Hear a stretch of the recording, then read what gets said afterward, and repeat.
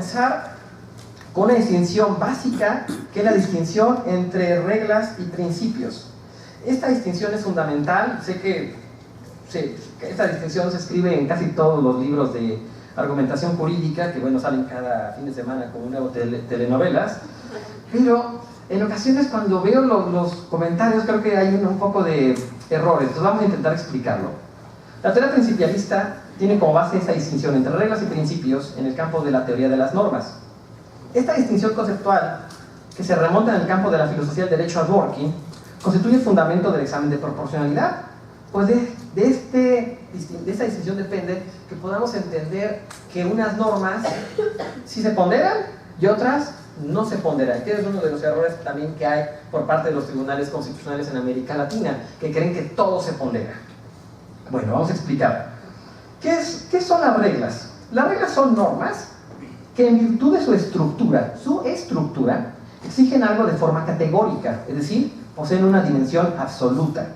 En el caso de la existencia de un conflicto de reglas, la solución radica en declarar que una de las reglas en conflicto ya no es válida, o en introducir una cláusula de excepción mediante máximas, como, por ejemplo, ley posterior deroga lex posteriori, derogat legi priori, lex specialis derogat legi generali, o lex superior derogat legi inferiori.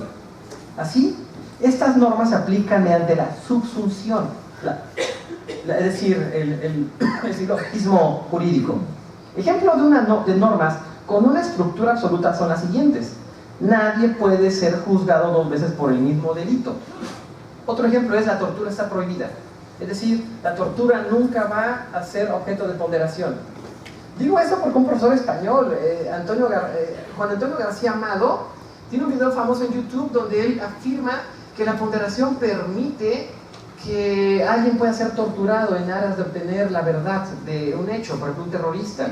Pero si una norma establece la tortura está prohibida, la tortura nunca puede ser objeto de ponderación, ¿no? Es decir, si alguien dice también una norma, nadie puede ser juzgado 2 veces por el mismo delito, no hay forma de que se pondere eso. Quien sostenga eso es un verdadero charlatán. Así de sencillo. Respecto a la primera norma, esto significa que, sin importar las circunstancias, como lo mencioné, a nadie se le debe juzgar 2 veces por el mismo delito, mientras que respecto a la segunda norma, bajo ninguna circunstancia se puede autorizar la tortura. Ahora bien, los principios son normas que, en virtud de su estructura, exigen algo de forma relativa. Es decir, poseen una dimensión que permite esta ponderación. En el caso de que 2 principios entren en conflicto, la solución va a residir en que el peso de uno de los 2 principios, es decir, uno de los 2 derechos, deba ceder ante el otro derecho en una situación concreta, sin que por ello el derecho que ceda pierda por ello su validez o sea expulsado del sistema jurídico. Pues en el caso específico, el otro principio en un caso concreto tuvo mayor peso. ¿Cuál es el ejemplo de normas concebidas como principios? Número 1, la manifestación de las ideas no será objeto de ninguna inquisición judicial, sino en el caso de que ataque la vida privada o los derechos de los terceros. Es decir, la manifestación es un derecho fundamental, pero no es absoluto. Si fuera absoluto, diría, la manifestación de las ideas no será objeto de ninguna inquisición judicial, punto.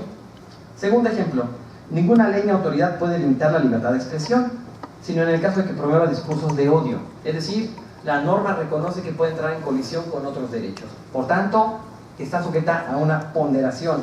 Es decir, puede ser objeto de una intervención judicial, un acto que en nombre de un derecho lleva a cabo discursos que prueban discursos de odio, como discursos racistas, o que incluso discursos que incitan a cometer crímenes. Ahora bien, por razones conceptuales, el concepto de mandato de optimización que Alexia ha usado en algún momento no es de todo apropiado, sino más bien sería mandatos a optimizar o, en último sentido, objetos de ponderación, pero bueno, es un tema conceptual. Ahora, paso a describir los elementos del examen de proporcionalidad. Existen 3 problemas fundamentales relacionados entre sí respecto al problema del examen de proporcionalidad. Es decir, el problema de la estructura, el problema de la racionalidad y el problema de la legitimidad. Son 3 problemas relacionados entre sí, porque la legitimidad de la proporcionalidad depende de la racionalidad de esta, y la racionalidad de la proporcionalidad depende de la estructura. Es decir, parece que la estructura de la proporcionalidad es una condición sine qua non de la racionalidad de la proporcionalidad. y la racionalidad de la proporcionalidad es una condición sine qua non de la legitimidad de esta. Entonces tenemos que saber en qué consisten estos elementos. El examen de proporcionalidad, tal y como es formulado por Alexy, se compone de 3 subprincipios, que son el principio de idoneidad, el principio de necesidad y el principio de proporcionalidad en sentido estricto. Y bien, la forma en cómo se siguen estos 3 principios tiene que ver conforme algunos autores lo han delimitado previamente, sobre todo las cortes constitucionales alemanas. Si bien es cierto que algunos autores, y creo que eso hay unas tesis de la Suprema Corte, han identificado 4 subprincipios al agregar como primer paso el fin legítimo. Creo que eso viene en una tesis de 2017. Considero que la estructura, yo personalmente, puede ser mantenida con esos 3 subprincipios sin problema. Voy a paso a describir los 3 subprincipios que son estos: idoneidad, necesidad y proporcionalidad en sentido estricto. Ahí está. Idoneidad. Este principio es posible definirlo como aquel que considera que una intervención en los derechos fundamentales debe ser adecuada para contribuir a la obtención de un fin legítimo constitucionalmente. Según lo antes mencionado, este subprincipio impone 2 exigencias a toda intervención en los derechos fundamentales: que tenga un fin constitucionalmente legítimo y que sea idónea para favorecer su obtención. Es decir, tenemos que buscar primero que una intervención en un derecho tenga un fin legítimo y que sea idóneo esta medida para obtener su obtención. El segundo principio, el principio de necesidad o mandato del medio más benigno. Este principio se puede definir como aquel que considera que toda medida de intervención en los derechos fundamentales debe ser la más benigna con el derecho fundamental intervenido, entre todas aquellas que revisen por lo menos la misma idoneidad para contribuir a alcanzar el objetivo propuesto. Es decir, el medio establecido será necesario siempre y cuando el legislador no haya podido elegir otro medio, o si el fin no puede ser alcanzado por otro medio que afecte el derecho del individuo de una manera menor. Estos son los 2 primeros subprincipios, que en ocasiones no son tomados con seriedad y parece que siempre importa solamente irnos directo a la proporcionalidad. Creo que los 2 subprincipios también tienen una función importante. Tercer subprincipio, proporcionalidad en sentido estricto. Este principio se puede definir como aquel que considera que la importancia de la intervención en el derecho fundamental debe estar justificada por la importancia de realizar el fin perseguido por una medida estatal. De esta forma, como le indica Clérico, que una medida estatal sea adecuada técnicamente y la menos lesiva son ciertamente argumentos que hablan a favor del fin y que pretenden justificar la limitación de un derecho fundamental. Sin embargo, estos argumentos no bastan para dar por justificada en forma definitiva una limitación tal. La exigencia de justificabilidad exige algo más. Ahora bien, esta exigencia de justificabilidad consiste en que los argumentos ofrecidos a favor de intervenir un derecho fundamental deban ser considerados de cara a los argumentos que hablan en contra de esta intervención. Como se puede ver, se trata de un criterio material de decisión vinculado a las posibilidades jurídicas. Ahora bien, la estructura de su principio de proporcionalidad en sentido estricto está compuesta totalmente por la ley de la ponderación, la fórmula del peso, la ley de la colisión y las cargas de la argumentación. Yo ahora me voy a enfocar en la ley de la ponderación y la fórmula del peso, que son las que han provocado muchos problemas teóricos y sobre todo prácticos. La ley material de la ponderación. Esta ley tiene que ver con la relación que existe entre la intensidad de una interferencia en un derecho fundamental y el peso sustancial de las razones que justifican la interferencia. Esta ley la anuncia Alexy del siguiente modo: cuanto mayor sea el grado de la falta de satisfacción o de la afectación de un derecho, de un principio, tanto mayor tiene que ser la importancia de la satisfacción del otro. Es decir, esta ley se compone de 3 pasos. Primer paso, debemos definir el grado de la no satisfacción o de afectación de uno de los derechos concebidos como principios. En el segundo paso, se debe definir la importancia de la satisfacción del derecho concebido como principio que se opone al otro. Finalmente, en el tercer paso, tenemos que definir si la importancia de satisfacer el derecho concebido como principio justifica la consiguiente restricción en el otro derecho. Es decir, si yo voy a darle prioridad a la libertad de expresión, tengo que dar mayores argumentos para decir que la libertad de expresión tiene mayor prioridad que el derecho al honor en un caso específico, o viceversa. La fórmula del peso. Para explicar cómo podemos establecer de forma racional si la satisfacción de un derecho concebido como principio justifica intervenir en la realización de otro derecho, y cómo se puede ilustrar la estructura de la ponderación, es que Alexis introduce la llamada fórmula del peso, la cual representará constelaciones concretas. Y esta es la fórmula del peso anterior. Esta es la fórmula del peso, la cual pues la vemos y muchos jueces creen que citándola en sus sentencias en un ejercicio aritmético de erudición y conocimiento sin igual. Vamos a explicarla. Alexis introduce esta fórmula por una sencilla razón. Alexis es cuestionado, le dicen, es que la fórmula, la idea de la ponderación suena bien, pero el tema de la ponderación es complicada, porque alguien puede haber sido a priori en un caso y simplemente decir, ponderé. Es más, ustedes llevaron a cabo una ponderación hoy, ¿no? Entre venir o escuchar a este loco hablar. Entre escuchar a este loco hablar o quedarse en sus casas o haciendo otras actividades o entrar a sus materias, no lo sé. Aquí hay algunos que tenían que estar en su clase, ¿no? Y ponderaban venir, ¿no? Para explicar por qué se lleva a cabo una ponderación adecuada, correcta, justificada, fundamentada, Alexis introduce esta fórmula que intenta explicar con variables concretas cómo puedo llevar a cabo una ponderación. Arriba IM, en la primera parte de arriba, es importancia satisfacer un derecho X. Abajo hay IN, que es la interferencia, el grado de afectación a un derecho Y. Cuando hay un conflicto entre dos derechos, uno va a ser satisfecho y otro va a ser afectado. A veces no tenemos opción. PE implica el peso abstracto de cada derecho. Todos los derechos fundamentales tienen un peso abstracto, dependiendo de la visión que tenemos del Estado de Derecho. Un Estado liberal de derecho le va a dar mayor prioridad, por ejemplo, al libre mercado, a la libertad de trabajo, mientras que un Estado que tenga una mayor protección a los derechos sociales puede darle prioridad a los derechos sociales frente a otro tipo de derechos.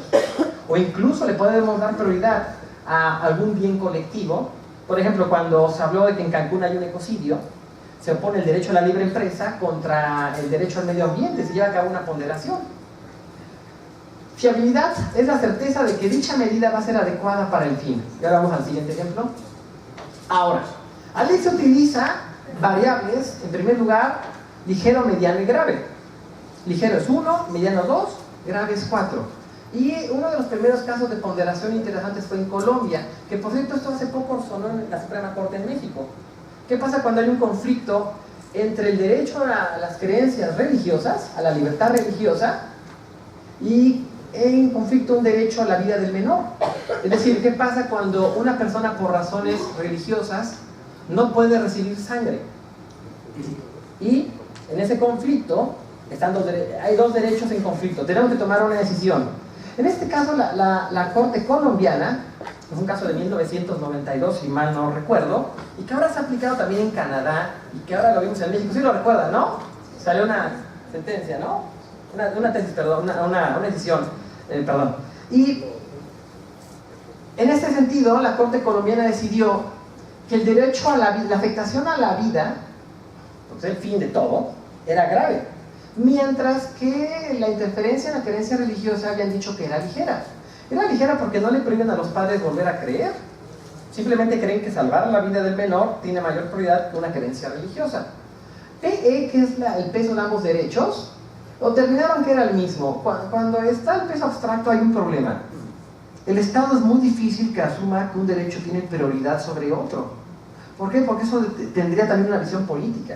Entonces en ocasiones lo que hace el Estado es decir, el juzgador es, pesos abstractos, esa variable se eliminan unas con otras.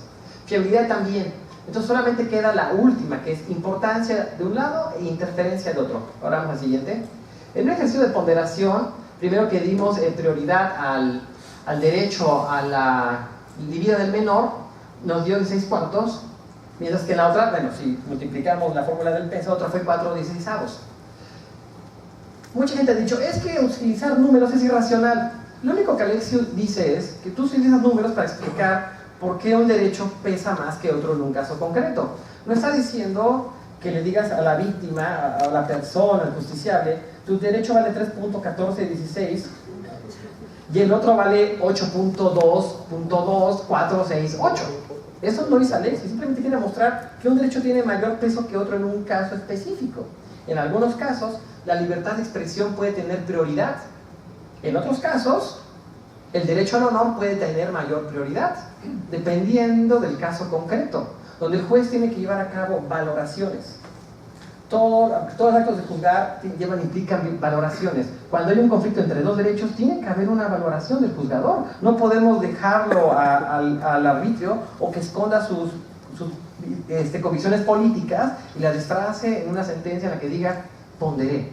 Al momento de llevar a cabo esta fórmula del peso en términos académicos, podemos entender por qué se le puede dar mayor prioridad a un derecho en una situación específica.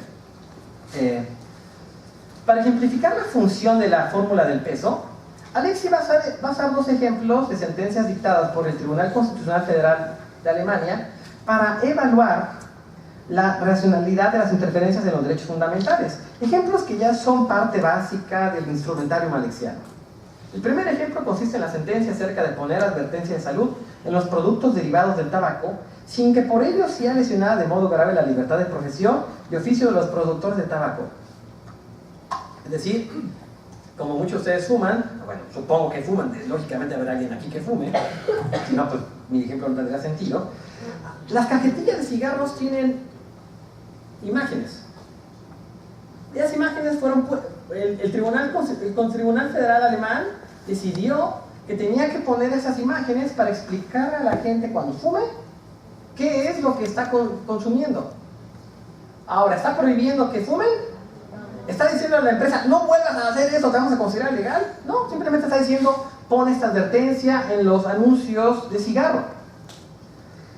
En este ejemplo, en el cual el tribunal consideró que era una interferencia relativamente leve en la libertad de profesión al imponer la obligación de los productores de tabaco de poner en sus productos advertencias sobre el peligro para la salud que implica fumar, no es complicado entender el uso de escalas, debido a que en el ámbito económico, vinculado a la libertad de profesión y oficio, la aplicación de escalas se fundamenta en la especulación de costos económicos, mientras que en el ámbito de la salud, vinculado al derecho de proteger la salud de los ciudadanos, la aplicación de escalas se fundamenta en investigaciones empíricas acerca de los beneficios de intervenir en el derecho a la libertad de profesión.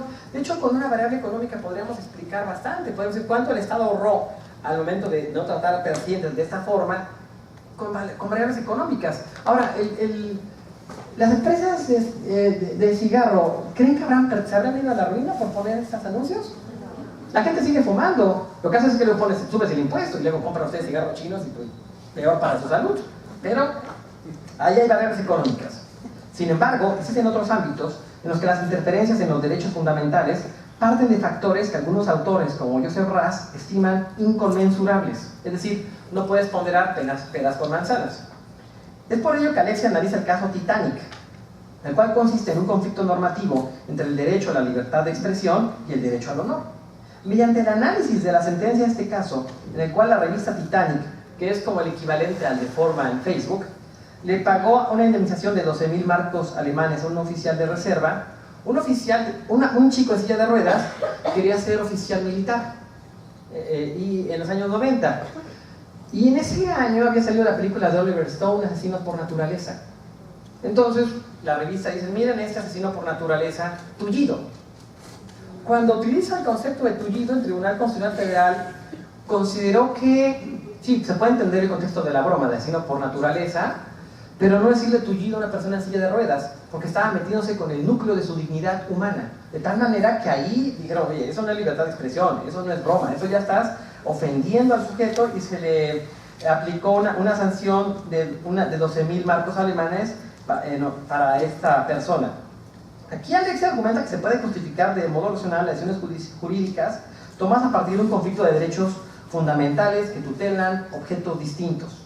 Ahora, la estructura de la ponderación también requiere que explique que esta escala se refine. Se requiere que se refine esta escala porque en ocasiones 1, 2, 4 no es suficiente, ligero, mediano, grave. Es por eso que Alexi agrega un segundo modelo que se llama un modelo de doble baremo, en el cual va a ser algo levemente leve, moderadamente leve, severamente leve, ligeramente moderado, medianamente moderado, severamente moderado, ligeramente severo, medianamente severo, severamente severo. Si son 9 escalas. Alexi cree que con esas 9 escalas no se complica la situación, sino que lo que hace es explicar que, por ejemplo, alguna intervención puede ser ligeramente severa, pero no severamente severa. Por ejemplo, en el caso de que una persona tenga una convicción religiosa, ella puede creer que la intervención en su derecho a la creencia religiosa fue severa, pero no fue tan severa como permitir que un niño muera porque no se le llevó a cabo una transfusión sanguínea. Bueno, la ponderación funciona siempre y cuando no nos tratemos de fanáticos, porque en caso de un fanático que piense que su hijo está bien que muera por una creencia religiosa, pues ya no hay argumentos posibles para convencerlo. Si ni siquiera es capaz de cuestionar su convicción religiosa en nombre de una vida, pues entonces es difícil llegar a cabo un acuerdo racional. Ahora, la fórmula del peso en ocasiones es planteada en las decisiones de las cortes latinoamericanas. De hecho, las cortes brasileñas, las cortes colombianas, llevan a cabo, utilizan mucho esta fórmula. También la corte mexicana, no sé si alguno de ustedes ha visto, también la mencionan como un ejercicio de erudición para mostrar que realmente argumentan. Y por tanto surge la duda en torno a si debe expresarse esta fórmula en las sentencias. Durante la sesión de preguntas y respuestas a una ponencia de un profesor brasileño, Roberto Ludwig, Alexis sostuvo que no recomienda escribir la fórmula del peso en las sentencias, pues el sujeto al que se le afectan sus derechos se le debe explicar el porqué de la afectación a sus derechos con argumentos claros y precisos, hasta donde sea posible. La fórmula del peso tiene un valor explicativo en términos académicos y científicos. Para llevar a cabo esta explicación sobre el uso de la fórmula del peso, Alexis recurre a la comparación hecha por Gottlob Frege en la obra Conceptografía de Begriffsschrift entre el lenguaje de las fórmulas y el lenguaje ordinario, con un microscopio y el ojo humano. Esto es lo que afirma Alexis. El lenguaje ordinario, el ojo, debe seguir siendo el idioma de los tribunales en casos de ponderación, así como en caso de subsunción. Sin embargo, en el análisis científico académico de la subsunción, así como de la ponderación, el lenguaje formal, el microscopio, la fórmula del peso, es indispensable para lograr una comprensión lo más precisa, profunda y comprensible en la medida de lo posible en torno a la estructura de estas dos formas de aplicación del derecho. Es decir, en términos académicos, es deseable que los argumentos en torno a los métodos de aplicación del derecho sean los más objetivos dentro de los límites de la racionalidad humana, ya sea que se trate de la subsunción, de la ponderación e incluso de la analogía, vista como una tercera operación básica de aplicación del derecho. No obstante, los sujetos a quienes sus derechos les son afectados exigen, y con debida razón, argumentos claros. Esta tensión puede resolverse con la dimensión argumentativa del derecho, la cual es necesaria en los tres tipos de operación a los que me he referido antes: subsunción, ponderación y analogía. Siguiente apartado: las objeciones planteadas hacia el examen de proporcionalidad. En los últimos años, la teoría principialista ha provocado un número considerable de objeciones, lejos ya de las clásicas objeciones de Bernhard Schlink, quien es más conocido por su obra El Lector, que fue llevada al cine, más que por sus trabajos en Derecho Constitucional en América Latina, Alexander Aleynikov, Ernst Wolfgang Böckenförde y Jürgen Habermas, quienes han criticado de muy variadas perspectivas a la ponderación. Y ahora hay una serie de críticas que se han sistematizado y que voy a describir a continuación. En primer lugar, número 1, objeciones de teoría de las normas. Estas objeciones tratan sobre la existencia y estructura de los principios, así como de su diferencia con las reglas. Objeción 2, objeciones de teoría de la argumentación. Estas objeciones giran en torno a la pregunta acerca de si la ponderación ofrece una justificación o fundamentación racional. Serían las objeciones que Habermas ha hecho. Dice Habermas, la ponderación no da una respuesta racional al problema de la ponderación, y al final de cuentas lo que se impone es el conjunto de valores del juez. Son los valores los que terminan siendo el punto final respecto a un conflicto jurídico. Objeciones de dogmática y fundamental. Estas objeciones ven en la ponderación el peligro de disolución o contracción de los derechos fundamentales. Por ejemplo, Ferrajoli está en contra de la ponderación porque él dice que la ponderación será un peligro para el garantismo penal. Bueno, es una falacia de verdad a medias. La ponderación se refiere a principios, no a normas consideradas como reglas. Entonces, muchas normas de derecho penal tienen que basarse en el principio de estricta legalidad, y ahí sí no se tiene que ponderar, eso sería un problema. Objeciones institucionales. Estas objeciones, por el contrario, temen a la inflación de los derechos fundamentales, que provocaría que el Estado legislativo parlamentario se transformara en un Estado de justicia constitucional. Esta objeción de Bokenford es muy interesante y bastante realista. ¿Cuál es el problema en el cual los jueces tengan la última palabra en torno a la interpretación de los derechos? Es decir, así como Platón hablaba del gobierno de los filósofos reyes, tendríamos miedo de los jueces reyes. Esa es la gran crítica que ha hecho Bokenford, es decir, que la Suprema Corte sea la última palabra en los derechos fundamentales y terminen haciendo un activismo injustificado que termine por llevar a cabo un Estado jurisdiccional de derecho. Por ejemplo, en Brasil se ha cuestionado mucho el papel protagónico del Supremo Tribunal Federal e incluso ha dicho que el poder judicial ahora es la última palabra en Brasil. Objeciones de teoría de la interpretación, quinta. Estas objeciones cuestionan si es posible justificar que la construcción como principio sea la interpretación correcta de un catálogo jurídico positivo de derechos fundamentales. Ahí mi respuesta es, muchos derechos son mandatos a optimizar. Por ejemplo, los derechos sociales tienen esa estructura y tienen que ser parte de un sistema, pero tienen que depender de posibilidades fácticas. Objeciones de teoría de la validez. Estas objeciones le reprochan a la teoría de los principios que sea responsable de anular la vinculación a la Constitución y a la ley y de disolver la estructura jerárquica del derecho. Ahora, en términos internacionales, la ponderación también es criticada. Es criticada porque en la era del derecho internacional, ahora, con ciertos controles, se pondera el derecho nacional con el derecho internacional. Mediante ejercicios de ponderación, se le puede dar prioridad al derecho internacional. En Alemania, una vez un profesor me decía en Alemania, oye, tengo un problema, porque yo no ponderaría el derecho alemán en materia de derechos humanos con el derecho internacional. Y dije, ok, tú no, yo en México sí. En México es más probable que si entras en una interpretación entre derechos nacionales e internacionales, puede que el ámbito internacional proteja mejor a cierto derecho humano. Entonces, pues, ahí depende del tipo de protección que tenga el Estado hacia un derecho. Objeciones de teoría de la ciencia, séptima. Estas objeciones sostienen que la teoría de los principios, como dogmática de los derechos fundamentales, sería insuficiente. Ahora bien, a estas objeciones se suman las siguientes. Ahí está. Se pueden sumar dos objeciones más, que incluso pueden sintetizar buena parte de lo que he dicho. Objeción de inframoralización. Según esta objeción planteada por Kyle Müller, la teoría de los principios es vista como meramente formal porque carece de contenido moral sustancial alguno. Por ello, Müller caracteriza su teoría como un enfoque de moral sustantiva que, como tal, se puede contrastar con una teoría formal como la de Alexis, es decir, como la ponderación recurre a una fórmula, se vuelve una teoría meramente formal. Por eso es inframoral. La última objeción, la novena, es lo contrario de esta, la teoría de la supramoralización.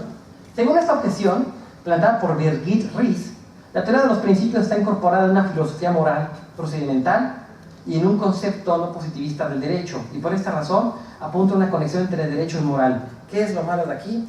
Que los jueces terminan recurriendo a criterios morales y no a criterios jurídicos para resolver una cuestión.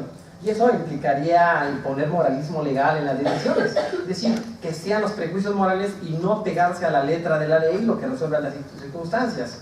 Ahí, como puede verse, esta lista de objeciones es muy amplia y abarca puntos específicos importantes de la teoría principialista. Pero, desde sus inicios, el examen de proporcionalidad fue objeto de críticas y ya Alexis señaló el núcleo general de estas objeciones. Cito a Alexis. Muchas veces ha objetado en contra del concepto de ponderación, que no constituye un método que permita un control racional. Los valores y los principios no regulan por sí mismos su aplicación. Por lo tanto, la ponderación quedaría suelta al arbitrio de quien la realiza.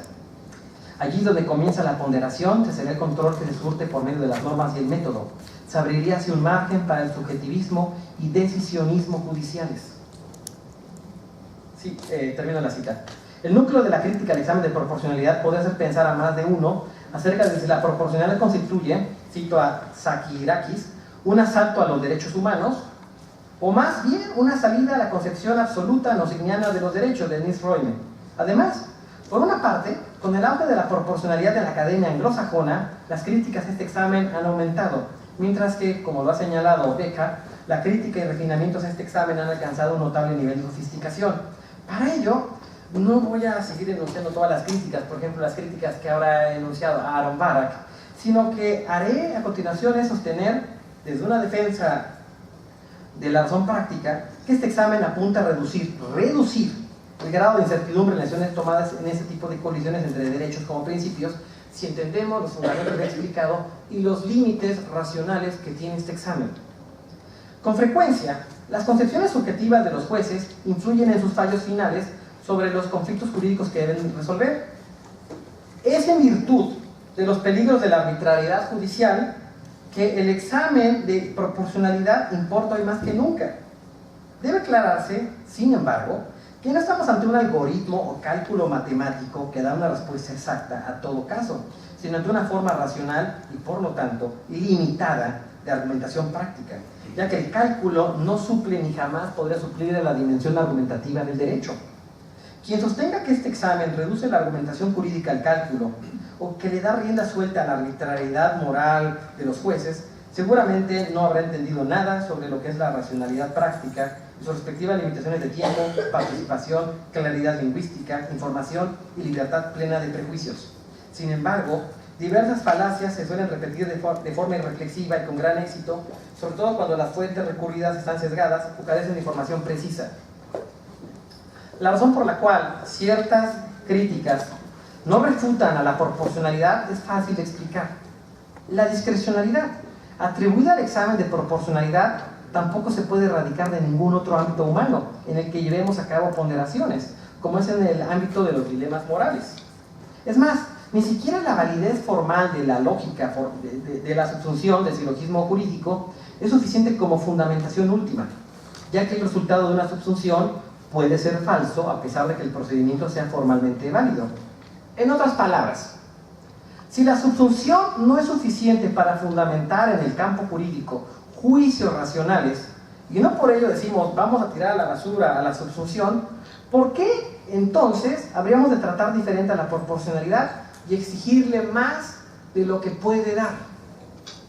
De hecho, como los jueces no pueden suprimir sus valoraciones emotivas, intuiciones, prejuicios y concepciones acerca de los fines del derecho, y también, como no es posible crear un método o conjunto de reglas y principios procesales para obtener una respuesta siempre correcta a todos los conflictos entre derechos que afectan a la sociedad, el uso de este examen permite reducir la discrecionalidad de quienes interpretan y aplican ese tipo de normas de derechos fundamentales, siempre y cuando la argumentación de los jueces esté sometida a una reflexión crítica y bien informada por parte de la academia y de la sociedad misma. En otras palabras, lo que permite la ponderación bien empleada es otorgarle al juez un modelo para racionalizar la aplicación del derecho de acuerdo con sus posibilidades fácticas y jurídicas. Alex Stone Sweet y John Matthews lo han dejado claro. Cito a Matthews y Sweet. El análisis de proporcionalidad no camufla la legislación judicial. Correctamente empleado, exige que las Cortes reconozcan y defiendan honesta y abiertamente las decisiones políticas que toman cuando llevan a cabo decisiones constitucionales. La proporcionalidad no es una varita mágica que los jueces agitan para hacer desaparecer todos los dilemas políticos del control de constitucionalidad atinente a los derechos fundamentales. En este tenor, la resolución final de un examen de proporcionalidad tiene un margen de acción más limitado si se busca justificar ante los demás, haciendo más difícil que una solución arbitraria sea llevada a cabo. Todo esto es posible si las resoluciones judiciales, en vez de verse como resultado de agitar una varita mágica, se someten a una mayor deliberación racional y a una sociedad mejor informada y crítica. Antes de criticar o alabar el examen de proporcionalidad, es necesario que los tribunales, sobre todo los latinoamericanos, que suelen usar este examen y referirse al léxico como camuflaje de racionalidad y legitimidad respectivamente, instauren las condiciones institucionales para tomar el examen de proporcionalidad en serio. Julia Aguiar ha sintetizado esta pretensión, pensada para el Supremo Tribunal Federal de Brasil, pero también es aplicable para nuestras instituciones judiciales de México. Cito a Aguiar: tanto los que defienden como los que critican la aplicación de la proporcionalidad deben dar un paso atrás. El verdadero desafío para la superación del déficit de racionalidad de la práctica de las Cortes Supremas no se encuentra, en este momento, ni en la celebración de las supuestas virtudes de la proporcionalidad, ni en la condena de sus supuestos defectos. El desafío hoy se encuentra en el reconocimiento y la construcción de las condiciones institucionales necesarias para instaurar una verdadera deliberación racional en los tribunales. Conclusiones. En la era, cito a Gregor Weber, del culto a la proporcionalidad, Es fácil caer en posiciones radicales en torno a su uso, y más cuando este examen es usado en ocasiones para llevar a cabo decisiones arbitrarias, justo lo contrario que pretende este examen. Existen muchos retos para este examen de cara al constitucionalismo global y a los problemas conceptuales y normativos internos a los debates existentes entre los teóricos de la teoría principialista. Por esto, y más, es necesario conocer a fondo este examen para saber cómo debe ser usado y en qué casos específicos. Así, espero haber conseguido explicar con éxito sus elementos para contribuir a la comprensión de lo que en verdad significa este examen y no usarlo como instrumento de arbitrariedad legal. Si conseguimos hacer a un lado las comunes críticas sesgadas que a priori etiquetan este examen como irracional, entonces podremos ver a las otras críticas y propuestas que permitirán tomar este principio en serio, con sus virtudes y limitaciones reales, dadas por el material empírico de sus premisas, la estructura que el poder legislativo le confirió a las normas de derecho fundamental como mandatos a optimizar, y, sobre todo, las condiciones institucionales de deliberación racional, las cuales, a mi parecer, no siempre son las adecuadas. Los dilemas constitucionales surgidos por los conflictos entre derechos humanos y fundamentales se dan todos los días. Son parte ineludible de la experiencia y consagración del constitucionalismo local y global. En este contexto, el examen de proporcionalidad seguirá ahí también, como método interpretativo para solucionar estos conflictos, quien espera seguir siendo objeto de estudio por parte de quienes viven esta experiencia y consagración. Usado con cautela y conocimiento, el examen de proporcionalidad seguramente traerá más beneficios que problemas. Después de todo, ponderar su uso es una muestra más acaso inequívoca de su inherente racionalidad. Muchas gracias.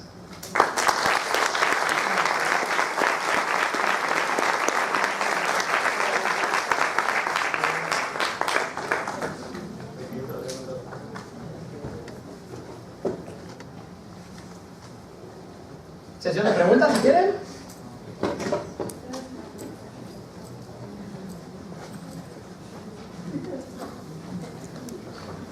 ¿Preguntas?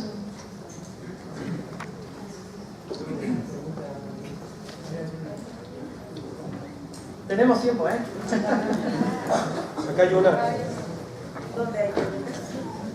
Allá.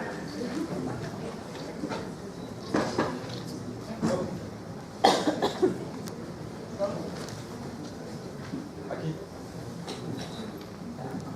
Buenas tardes. Doctor, ¿conoce usted alguna resolución por parte de algún tribunal federal que haya emitido dentro de su resolución algún test de proporcionalidad?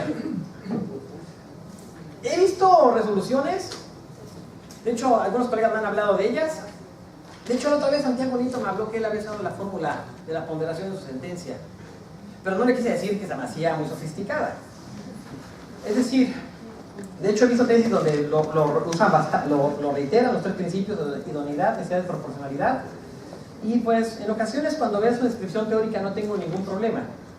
Ahí explican idoneidad, significa fin legítimo, necesidad, el medio más benigno, proporcionalidad en sentido estricto, y en ocasiones también he visto que hablan de sus efectos de relación en los derechos humanos. Creo que aquí tengo colegas que me han mostrado en materia de derechos humanos tesis sobre proporcionalidad, pero el tema no es respecto a cómo la citan, sino sus usos verdaderos y realmente llevar una ponderación adecuada, y eso es lo que a mí me preocupa.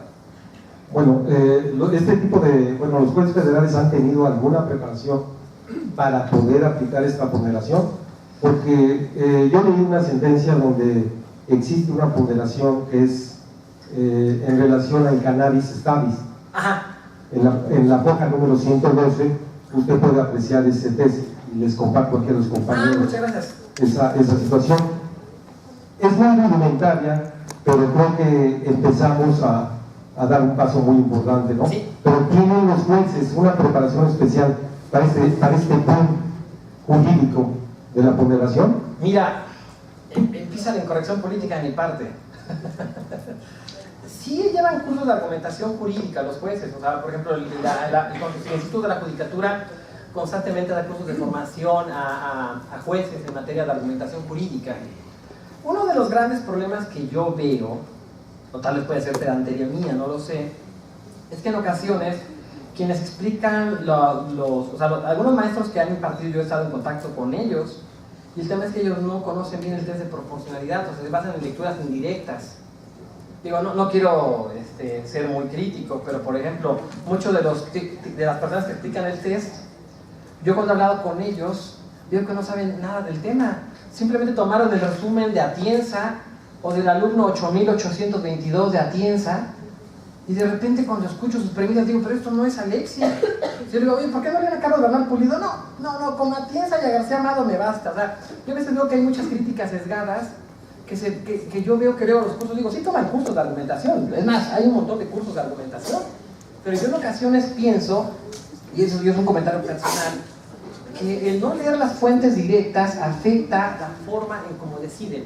O sea, yo en ocasiones he hablado con algunos colegas que lo único que me han dicho es, mira, yo tomé un mes argumentación jurídica con Atienza, él me explicó lo que es el test de proporcionalidad, no necesito leer más. Yo cuando escucho eso, pues me enojo bastante, o sea, me van a decir, oye, ¿qué no te actualizas? No, con lo que vi es suficiente, él explica mejor que nadie, y eso me preocupa muchísimo. Bueno, usted directamente estuvo con Robert Alexis, pero por ejemplo aquí cuando llegan ese tipo de principios, lógicamente que se tropicaliza, es decir, se mexicaniza, y creo que ahí viene pues aquello de que ya le metemos aquí y allá, y sí, creo que eso pues no llega a su fin, porque lo que usted acaba de explicar a través de una fórmula de peso, pues no creo que ningún juez, aunque sea en materia federal, con todo el respeto que me merece, no he visto sentencias de peso como las había con antiguos jueces. La otra vez iba a una conferencia en jurídicas, pero como que no le gustó a algunos colegas, porque una apartado era Alexia la mexicana. Y eso era porque alguna vez hablé con un colega brasileño que le escribió un artículo que se llama Alexia la brasileña. Luego había otra Alexia la colombiana. Yo dije, yo termino la trilogía, o sea, yo hago Alexia la mexicana. Y el tema es cuando hablamos de la tropicalización o la banalización de ciertas teorías que llegan aquí y se aplican sin ton ni son. O sea, creo que alguna vez Jacobs en Brasil hizo un comentario muy fuerte respecto a que él decía, oye, yo mi teoría la hice pensando en Alemania, no la hice pensando en Brasil. O sea, pues hay una diferencia. Y en el caso de Alexis, evidentemente, yo lo que siempre he dicho es lo siguiente: hay traducciones de Alexis bien hechas, pero a pesar de eso muchos jueces o especialistas en argumentación se van a las fuentes indirectas y no leen más. Y eso a mí lo que me preocupa, porque, a ver, ¿quién no sabe comer ese chicle que tengo yo? Ya previamente masticado. Sería un poco difícil, ¿no? Comerse chicle previamente masticado. Eso es lo que hacen a muchos colegas. No estudian a las fuentes directas, no solamente con Alexis, pasa con muchos autores. Se van a las fuentes terciarias, la que más resumen en Wikipedia le dé, y con eso van a llevar a cabo un ejercicio argumentativo. Eso es brutal y atroz. Sobre todo porque a veces quieren citar conceptos técnicos que el justiciable no entiende, además ni siquiera ellos entienden adecuadamente. Eso es algo que preocupa y que pues se le tiene que exigir a los jueces que tengan una formación más rigurosa para... Sí, ellos están, como operadores del derecho, están obligados a tener una buena preparación. Dicen que las sentencias deben ser sencillas, claras, sí, y precisas, pero también deben ser muy técnicas, porque para que lleguemos a un resultado feliz, creo que así, ellos deben de estar preparados, ellos están obligados. Y aquí mucha gente, pues, son estudiantes, y pues afuera, donde nos debatimos contra los amparos en revisión, etcétera, pues lógicamente que a nosotros nos interesa esa idea que tiene, que fue alumno directo de Robert Alexis, aterrizarla y ver perfectamente que los jueces federales aterricen esas ideas, porque si no, no tiene caso que aquí estemos en un lugar viendo con fórmulas, cuando los operadores del derecho somos obligados a poder aterrizar esas ideas, ¿en beneficio de qué? Pues de los derechos humanos. Ok, bien. Sí, tenemos que exigirles a ellos que se pongan a estudiar también. Eso estoy totalmente de acuerdo. Bien. ¿Más preguntas?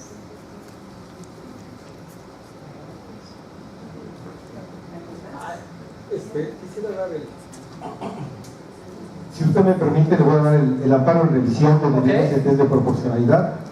Es el 115-2017 en amparo indirecto. Ah, perfecto. Indirecto. Muchas gracias. Para revisarlo con calma. Aquí hay una pregunta. Doctor, En las medidas cautelares, ¿cree que pueda utilizarse ese test de proporcionalidad? En algún momento, algunos teóricos de Alexis dicen que el test de proporcionalidad podría aplicarse a muchos campos de la argumentación jurídica, no solamente en el último aspecto de conflicto entre derechos constitucionales, sino que en otro tipo de campos jurídicos bien podría medirse si una medida cumple o no con esos requisitos. Incluso en algún momento se ha dicho que al momento de crear leyes, incluso en el momento legislativo debería conocerse el test de proporcionalidad para que al momento de que se redacten las normas se establezca con claridad cuáles son las formas en cómo pueden entrar en colisión los derechos. Así que en ese sentido yo creo que prima facie sí podría haber una interpretación que se pudiera llevar a cabo, dependiendo del caso concreto y que pues tuviera ahí viabilidad.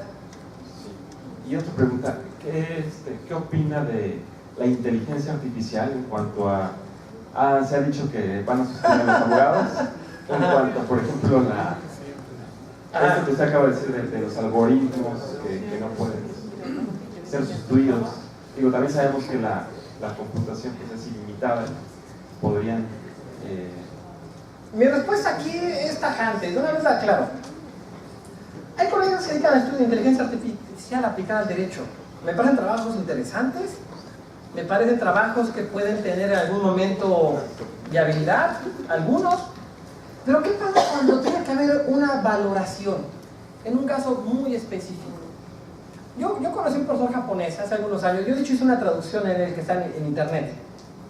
Él quiere crear un programa de inteligencia artificial en Japón, mediante el cual les puede introducir más de 10.000 casos en materia civil, penal, administrativa, laboral, fuera un programa el que resolviera finalmente todas las decisiones. O sea, que ese programa fuera el que llevara a cabo esas decisiones. Pero había críticas que se le hicieron al profesor. Una era que el programa tenía que usar decisiones tomadas previamente. Pero ¿qué pasa cuando esas decisiones previas tomadas antes fueron incorrectas, fueron injustas? Hubo problemas de valoración. O sea, por ejemplo, cuando hay un caso que tiene que tratarse con perspectiva de género, ¿el algoritmo de la inteligencia artificial sabrá valorar perspectiva de género? ¿Cómo lo haría? ¿Cómo? O sea, si nosotros como humanos, que tenemos cierta capacidad de empatía, no tenemos a veces sensibilidad de género, ¿cómo lo podríamos aplicar a una inteligencia artificial? No sé, se me hace extraño. ¿Cómo una inteligencia artificial puede leer estados mentales de los sujetos que cometieron un delito para que un delito no sea culposo, doloso? ¿Cómo se puede delimitarse con la inteligencia artificial? Hay muchas cosas que puede ordenar la inteligencia artificial, eso lo quiero dejar claro. Puede llevar a cabo, regular ciertas cuestiones, pero el tema de las valoraciones, cuando no hay una subsunción, ¿cómo lo hace la inteligencia artificial? No sé, o sea, eso es como la búsqueda de la certeza última. O sea, incluso entonces los dilemas morales, como el que expliqué de Philippa Fool, entonces ya podrían ser resueltos con una inteligencia artificial. Ya ni siquiera tendríamos que hablar de dilemas morales. Podríamos contar a un programa que ya resolviera nuestro dilema moral. Se me hace algo extraño, ¿no?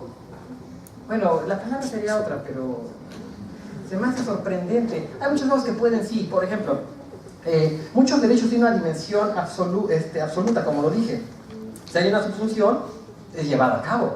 Por ejemplo, está prohibida la tortura, ahí sí en ningún caso se puede justificar la tortura. No utiliza una computadora para decir en todos los casos está prohibida y quien lleva a cabo tortura debe ser sancionado. Pero en el caso de que haya cuestiones de perspectiva de género, ponderar dos derechos que entran en colisión, en un caso concreto puede tener prioridad el derecho a la libertad de expresión. ¿Y qué pasa si todos los casos anteriores son libertad de expresión y en este caso el derecho al honor es superior? ¿El algoritmo va a tener la capacidad de valorar y decir eso? ¿Suena bien? Algunas personas creen en eso, creo que aquí el director pues, cree en eso. Yo la verdad creo que desde la filosofía práctica me parece una idea que tendríamos que matizarla bastante. Esa es mi opinión. Y pues yo creo que algunos de ustedes pueden coincidir conmigo que eso suena un poco raro. Esa mi respuesta. Buenas tardes. Efectivamente, cuando existe una colisión, o más bien el tema de la proporcionalidad entre dos bienes jurídicos o más, que se confrontan. No existe ni la dogmática penal ni mexicana, y menos ni mexicana ni internacional, ese avance. Por ejemplo, hay un consenso de que la dignidad humana ya es un bien jurídico superior a la vida, y estamos de acuerdo. Pero hay bienes jurídicos que para una persona tendrían un valor en lo particular y para la siguiente persona tendrían otro valor en lo particular, atendiendo a sus características personales. Entonces, fijar un test está un poco complicado si no atendemos a la individualidad. Ahora, por otra parte, tampoco tenemos en la literatura mexicana el tema de ya estrictamente en el ámbito penal, por ejemplo, cómo vamos a hacer la ponderación en casos de error de prohibición.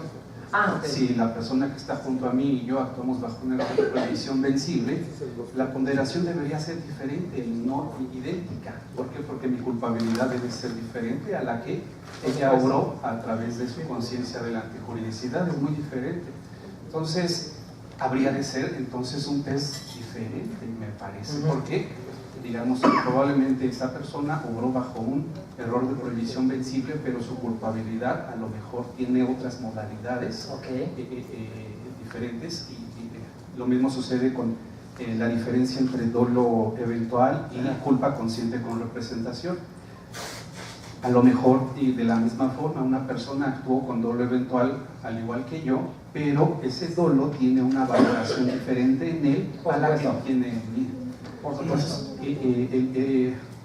Es obvio que no conozco la literatura de Robert Alexy, pero sí, desde hace algunos años he notado que es un camino demasiado difícil. Es exacta, ya materializándolo en temas de derecho penal, lo veo bien difícil. Entonces, lo único que nos queda es, a partir de la argumentación jurídica, tratar de darle alguna solución, pero a través de una fórmula. No. Lo veo tan complicado. La fórmula lo que hace es explicar, hacer claros algunas consideraciones que son implícitas. O sea, en algún momento dijo Alexi, la fórmula del peso lo que hace es contribuir a hacer explícito lo implícito. Cuáles son las valoraciones que a veces alguien tiene implícitas y que en ocasiones, si no es llevada a cabo con argumentos claros, alguien puede decir, como siempre, ponderé, pero no sabemos cómo fue lo que ponderó. O sea, al momento de que un juez escriba con argumentos claros cómo se dio un conflicto entre derechos fundamentales, tú como ciudadanía puedes leerlo como juzgador, o sea, como otros juzgadores, y ver, es más difícil. Mientras más claros sean los argumentos, es más difícil que alguien disfrace prejuicios. Sí los puede disfrazar, claro, pero es mucho más difícil. Se trata, la proporcionalidad se hace, el sentido de la proporcionalidad es hacerle más difícil a los juzgadores, en el caso de que tomen una decisión muy subjetiva, que la puedan justificar frente a los demás. De hecho, lo que tenemos ahora en el campo de la argumentación pública es que ahora muchas decisiones judiciales en materia penal son objeto de crítica social. Eso lo podemos ver, por ejemplo, con el juez Porky, ¿no? Que fue tanto el malestar que pues, él incluso tuvo una consecuencia hacia él. Eso puede tener sus ventajas y desventajas. Yo apelé en mi conferencia que tenemos que tener una opinión pública crítica y conocedora también de las causas para evitar hacer juicios sumarios hacia los operadores del sistema jurídico, pero que sí exijamos una mayor calidad de los argumentos. Ahora, en el campo penal, pues el único libro que he visto que ha tratado la proporcionalidad en el campo penal es el libro de Gloria Lopera Mesa, creo que está aquí en el INACIPE, el proyecto de proporcionalidad en el derecho penal, que bueno, apunta a tener un buen comienzo para seguir trabajando temas de proporcionalidad relativos al derecho penal. Y finalizo con este tema. Es muy difícil que un programa de inteligencia artificial lleve a cabo valoraciones donde incluso nosotros tenemos miedo de tomar decisiones porque podemos cometer un error en cualquier momento si no tenemos información empírica que nos diga cuál es la decisión correcta. De hecho, yo estaría un poco en contra de la tesis de Dworkin de la única respuesta correcta, porque hay casos realmente trágicos donde si no sabemos bien cómo están las cosas, cualquier decisión puede tener consecuencias de injusticia hacia otra parte. ¿Vale? Agradecemos al doctor Nada Tobar, les digo que le demos un fuerte aplauso.